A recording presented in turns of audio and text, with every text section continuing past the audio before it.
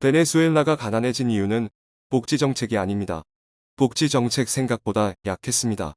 예전부터 베네수엘라는 경제를 너무 석유에만 의존하여 석유값이 오르면 부유해지고 내리면 가난해지고를 빈복했습니다. 그러다가 약해진 상태에서 미국 제재를 받으면서 완전히 나락으로 떨어졌고, 지금은 기술자도 시설도 없어서 유가가 올라도 생산해내지를 못합니다. 시작된 자원전쟁에서 자원을 확보할 수 있던 것도 우리로서는 날개를 단격이군요. 이익이 크지 않더라도 중국이나 일본처럼 욕먹고 다투지 않고 두 나라가 서로 윈윈하는 게 좋겠습니다. 안녕하세요. 다음은 기사 내용입니다. 한국이 또 한 번 도약할 수 있는 기회를 얻게 되었습니다.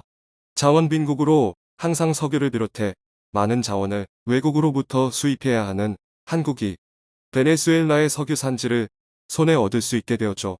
베네수엘라가 한국에게 약속한 석유 산지는 바로 베네수엘라 중심을 가로지르는 오리노코강 유역, 남미 최대 석유 매장지라고 알려진 오리노코 벨트가 그 장소인데요. 약 5만 제곱킬로미터에 해당하는 이곳은 남한 영토 절반쯤 해당하는 장소입니다. 석유는 물론이고 각종 자원을 통제 중인 베네수엘라는 한국만을 위해 이 장소 개발을 허락하겠다고 한 것이죠. 석유 시출을 위한 인력은 물론이고 개발 시기를 조율 마두로 대통령은 한국을 향해 적극적인 협력을 약속했습니다. 베네수엘라가 다른 국가를 제쳐두고 한국에게 땅을 공개한 것은 이유가 있는데요. 바로 한국이 베네수엘라가 지급하지 못한 유엔 분담금을 대신 납부해주는 결정을 내렸기 때문입니다. 최근 베네수엘라는 수백억 원에 달하는 분담금을 내지 못해 투표권 행사가 불가능한 상황에 빠졌습니다. 전 세계 국가가 참여하는 유엔 조직은 공짜로 운영되는 게 아니기 때문에 많은 비용이 필요한데요. 유엔 헌장에 따라 각 나라가 유엔에 부담해야 하는 비용이 있습니다. 모든 국가가 균등하게 비용을 지불하는 것은 아닙니다. 각 나라의 참여도와 경제 수준을 고려해 분담금이 주어지는데요. 이는 가난한 아프리카 국가들도 예외는 아닙니다. 그런데 베네수엘라는 분담금을 낼 돈이 없어서 제대로 돈을 납부하지 못해 투표권이 박탈되는 수모를 겪은 것입니다. 무려 2년간 분담금을 지불하지 않은 것이 드러난 것인데요. 국제 안보와 인권 등 주요 사항에 대해 참여할 권한이 없어지면 국제사회에서 영향력이 축소되는 것은 당연한 일. 베네수엘라 입장에서는 최악의 상황을 피하고자 어떻게 해서든 돈을 마련하고자 백방으로 노력을 했습니다. 하지만 초인플레이션을 넘어 비상식적인 물가로 인해 제대로 경제정책을 수립할 수 없는 베네수엘라에게 선뜻 돈을 대신 내주겠다는 국가가 없었죠. 그런데 한국이 베네수엘라에게 선뜻 손을 내민 것입니다. 사실 위험한 결정이라고 할 수 있는 이번 판단은 한국에게 있어 모험이었지만 동시에 신의 한 수가 되었는데요. 바로 베네수엘라가 석유 산지를 한국에게 약속하면서 현재 석유 대란으로 인해 곤란을 겪을 상황을 슬기롭게 극복할 수 있게 되었기 때문입니다. 마두로 대통령은 한국 실측을 위해 구체적인 일정까지 잡는 등 오리노코 일부 지대 탐사를 한국에게 허락하며 서두른 모습을 보였죠. 그런데 어째서 베네수엘라는 분담금을 2년 동안 내지 못했던 것일까요? 아무리 돈이 없다고 해도 한 국가가 분담금을 못 내는 것은 상식적으로 이해가 가지 않는 상황. 이 질문의 답을 알기 위해선 베네수엘라 역사를 봐야 합니다. 베네수엘라가 망가지기 시작한 것은 후고 차베스 전 대통령 재임 시기부터입니다. 이때부터 내리막길이 시작되죠. 후고 차베스 전 대통령이 처음 대통령 자리에 올랐을 때 많은 시민들은 그의 집권을 환영했습니다. 서구 열강의 입김이 닿지 않는 베네수엘라의 진정한 대통령이 자리에 올랐다고 생각했기 때문이죠. 차베스 전 대통령은 베네수엘라 시민들의 마음을 읽었습니다. 타고난 정치가인 그는 시민들의 마음을 사로잡기 위해 베네수엘라 입장에서 다소 무모한 정책을 추진했는데요. 바로 무상 시리즈로 대표되는 복지 정책이었습니다. 베네수엘라 시민이라면 무상 의료는 물론이고 무상 주택, 무상 교육 등 돈을 주지 않아도 정부가 제공하는 서비스를 이용할 수 있었습니다. 그런데 이런 정책을 시행하는 데 들어간 돈은 어디서 나왔을까요? 돈의 출처는 베네수엘라의 지하였습니다.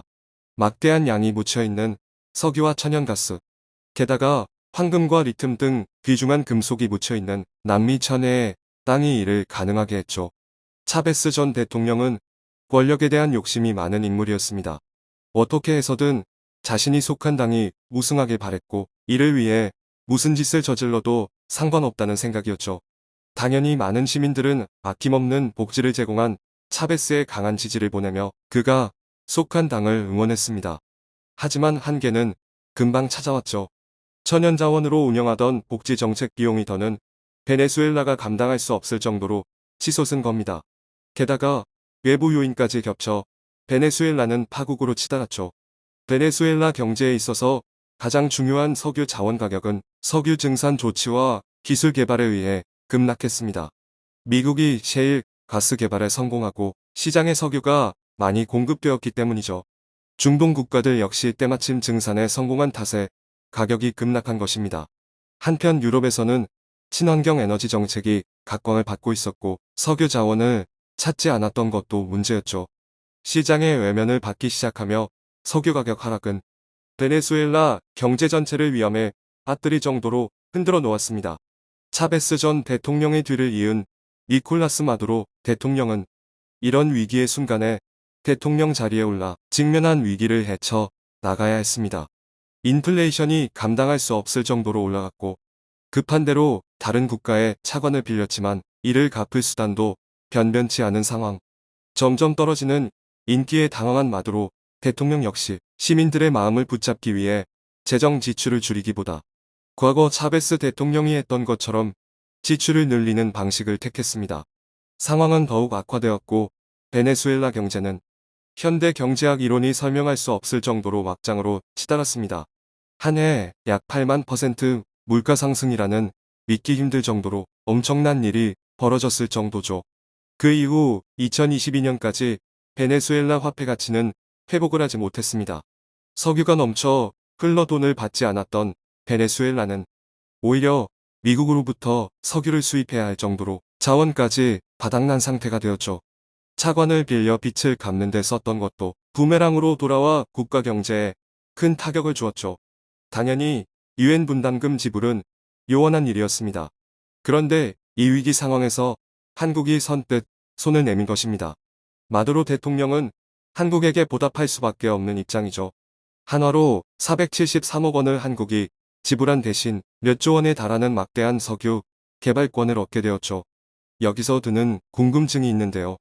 어떻게 한국은 분담금을 베네수엘라 대신 납부할 생각을 하게 된 것일까요? 한국이 이러한 시도를 할 수 있었던 것은 아이러니하게도 러시아 우크라이나 전쟁 때문이었습니다.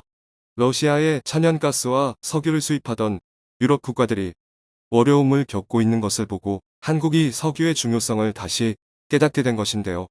세계 석유 생산량의 약 10%에 해당하는 양을 러시아가 공급하고 있는 상황에서 갑자기 수출 제재가 걸리고 러시아 석유를 공급받지 못하게 되자 미국을 비롯해 많은 국가들이 증산할 수 있는 다른 곳을 찾아야 했죠. 미국이 가장 먼저 접촉한 곳이 베네수엘라였습니다. 미 백악관과 국무부 관계자들은 베네수엘라 수도 카라카스에서 베네수엘라 관료들과 회동을 가지고 긴급 증산을 논의했는데요.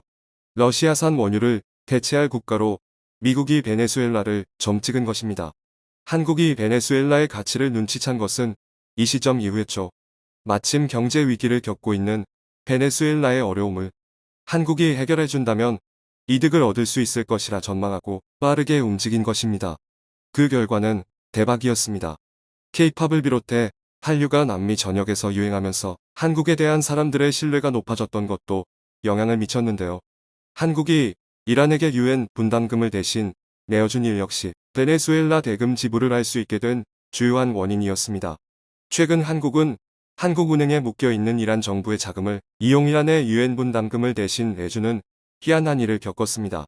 때마침 비슷한 처지에 있는 베네수엘라를 보며 비슷한 생각을 떠올렸고 한국은 베네수엘라 대통령과 국민들의 마음을 살 수 있었죠. 천정부지로 석유 자원 가격이 오르는 상황 속에 한국은 오히려 이득을 보게 되었습니다. 한국의 현명한 결정과 빠른 판단에 박수를 보내며 석유로 인해 고통을 겪었던 한국이 이번 기회를 바탕으로 반대로 석유를 수출할 수 있는 국가로 거듭나길 기원해 보겠습니다.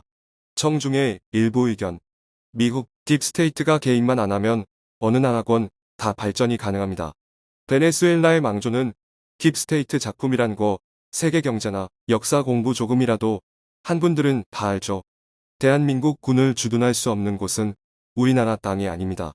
한국령, 중국에서 각 기업들이 철수해야 했던 일은 있지는 않았겠지요. 베네수엘라 역시 사회주의식 복지로 인하여 그렇게 되었습니다.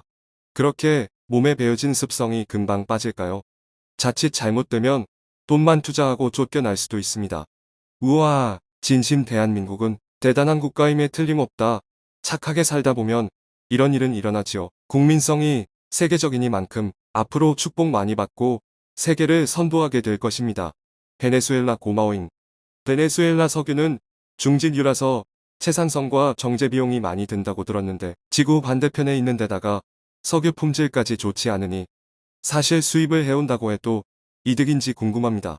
와 석유다 하고 좋아해도 되는 건지 적자라도 전략 자원 차원에서 유지를 하려는 건지 설명 부탁드립니다. 시청해주셔서 감사합니다.